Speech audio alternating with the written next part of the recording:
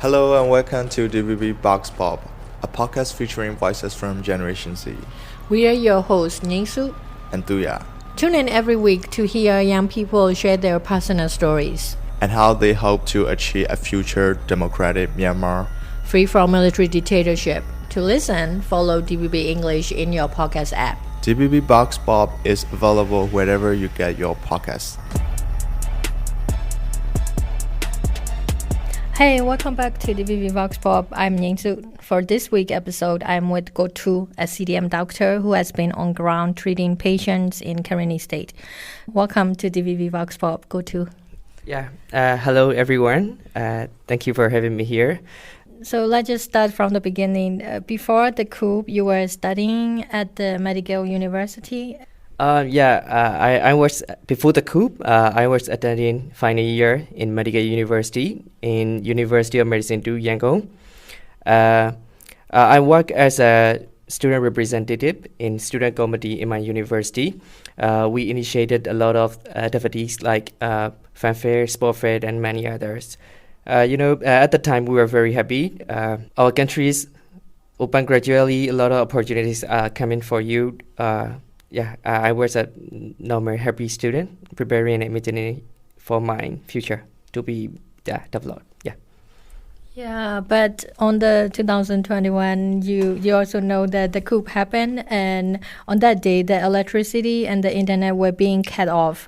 So, how do you feel about it? And after that, did you participate in the protests? At the time, February 1st, 2021, I was sleeping. My aunt came to my room in the morning and she wake me up. Hey, Dad, get up. Military arrested Aung San Suu Kyi and other leaders like Phyu Minh Day.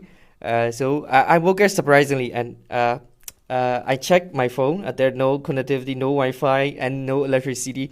I just thought, how did they do such thing? They don't know what they are doing.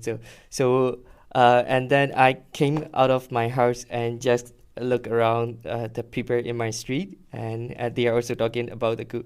So I did something is not normal. So I just picked up my car and I went to my friend's house. Where can I get internet access? At the time, I think 5BB internet is available. So when I arrived to my friend's house, I checked my social media and I saw many news about the coup. I think we should respond something. But we have never met that experience before. We just read in news, TV shows, books. So we just monitoring the whole situation all the morning, and we contact to other friends. By the way, at the time, me and my friends working on a local clothing brand, we have a big plan to announce a new edition on February 3rd.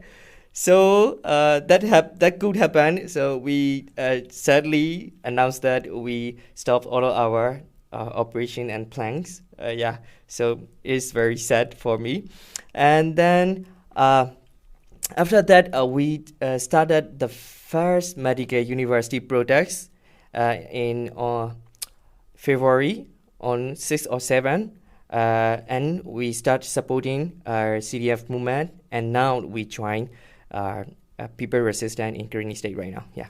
Let's talk about you in the Karenni State. When did you arrive in Karenni State, and why did you decide to go? On May 7, 2021, I arrived in Karenni. At the time, Myanmar military arresting and torturing activists and students who against military coup and supporting CDM movement. I think one evening on March 2021, military and security forces came to the block that I live in, and they are searching for the activists and students who against military coup and supporting CDM. Honestly, I was very afraid at the time, so I was hiding in the ceiling of my house. And after they did their things, after they go back, I pack my thing and I leave my house for my security. And after staying and moving around in Yangon and doing underground movement for about 2 months, I decided to go to the Karenni state to do the better revolution plan, to do the stronger revolution plan for this revolution. Yeah. Why did you choose to Karenni? I mean, like there are like so many People's Defense Forces in Karen, Kachin, and also Karenni. So why did you choose Karenni? Yeah, actually, I have the idea at that moment, but me and my friends, we lived together at that time. One of my friends has a contact person in Karenni State. He is doing and preparing for the armed resistance in Karenni State. So we got a contact with him, and I think we should go to the Karenni. But we have never been there before. But come on, let's do it. Let's take a risk, and now we are here. Yeah. So I wonder, what's the current situation in Karenni State? I mean, like during this week, I know that Karenni suffer a lot of airstrikes and artillery weapons by the military, and also the refugees numbers are really rising in Karenni State. So can you update us? Currently, Myanmar military cut off mobile internet and electricity, and civilian casualties are rising up daily. They make airstrike to the IDP camp, school, hospital, and religious building every day. So number of IDP are rising daily. Food and commodities price are increasing every day. So a lot of displaced people in Karenni State, they need humanitarian assistance quickly, as soon as possible right now. And then there's a rainy season in Myanmar and also in Karenni State. So health problems relating rainy season and problems relating armed resistance is a big issue for us. So Karenni needs a lot of help right now. Yeah.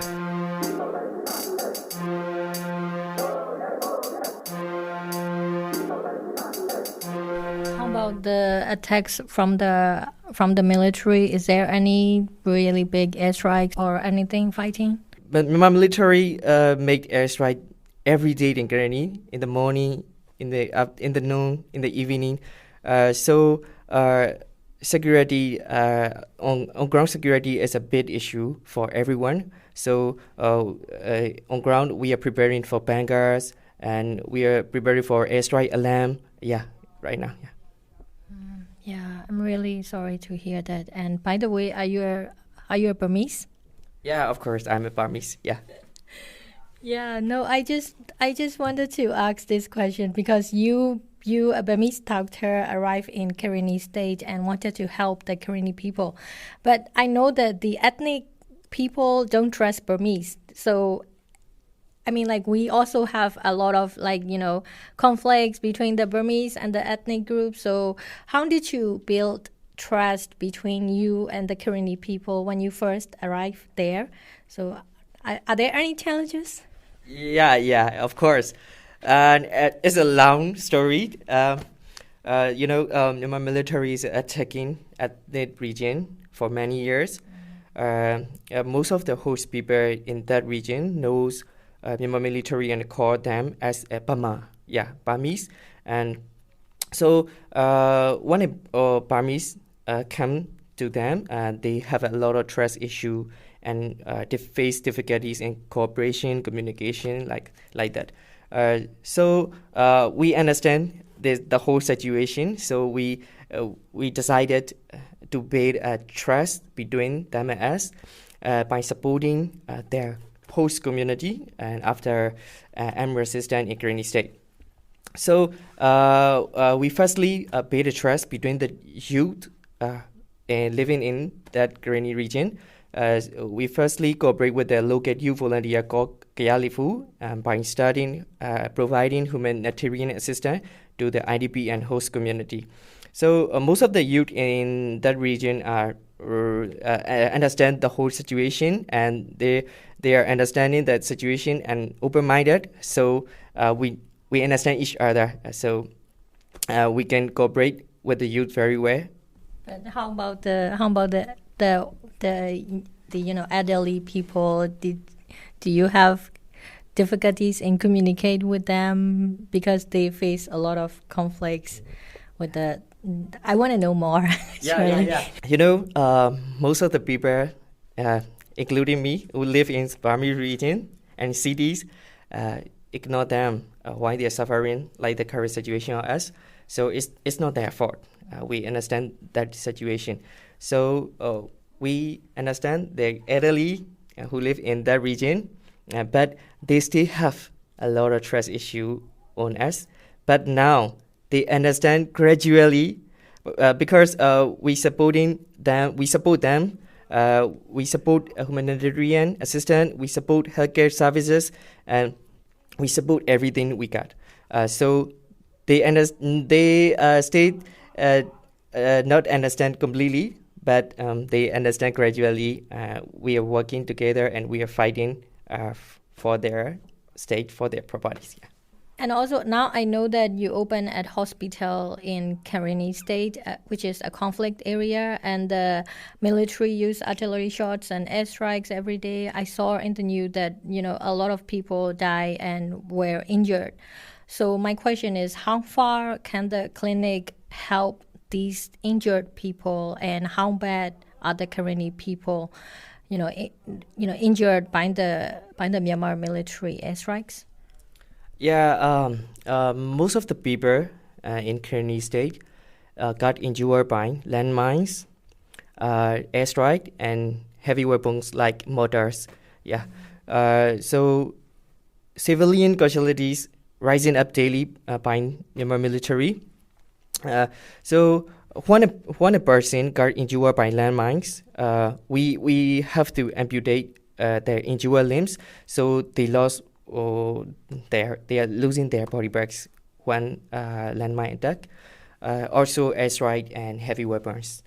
So we have an emergency department for resuscitating, like stabilizing the patient situation, and we have an operation theater for designated treatment like surgery interventions, operations like amputating. Can I know how many doctors or nurses or the volunteer running your hospital in Karenni state?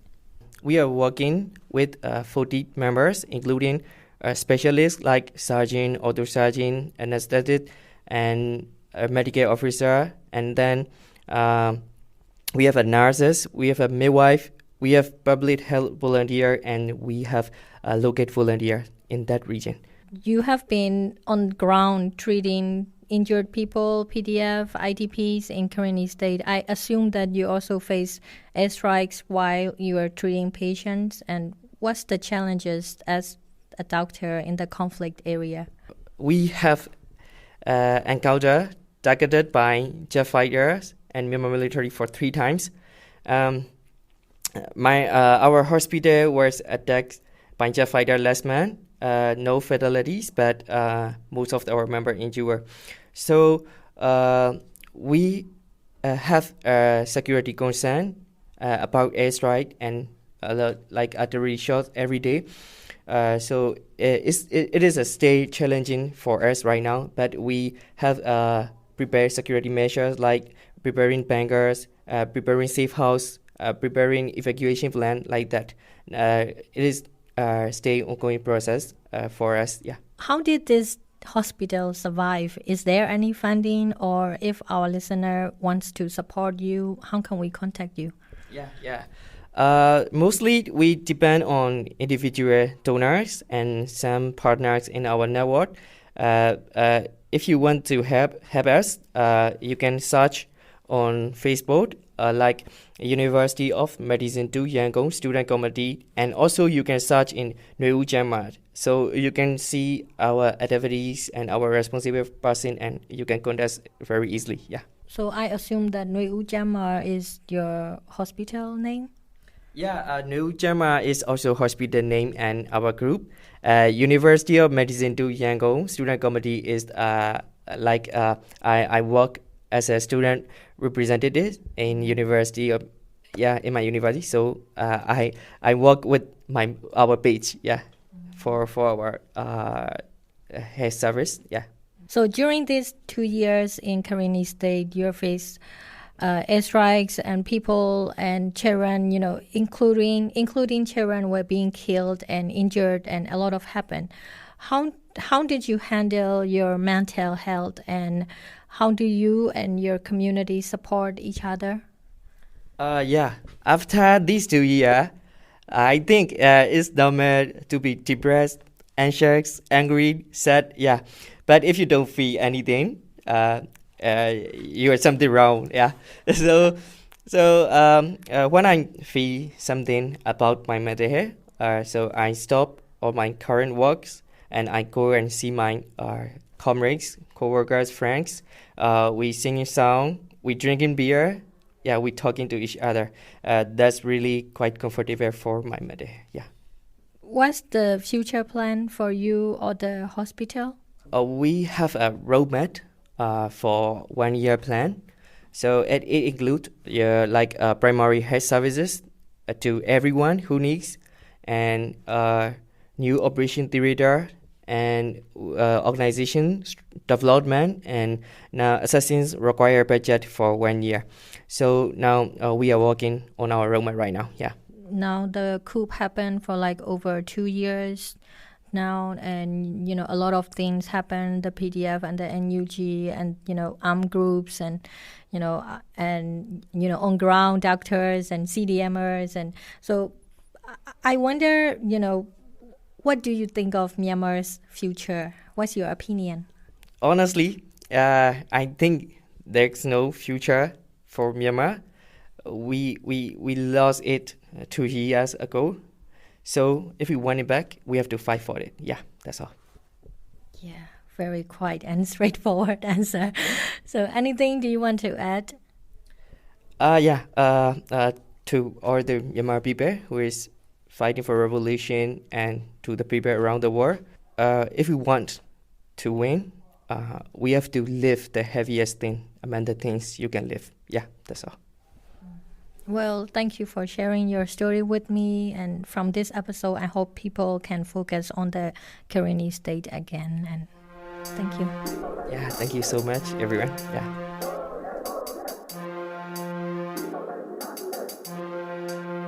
Democracy yashi ye, do ye, democracy yashi ye.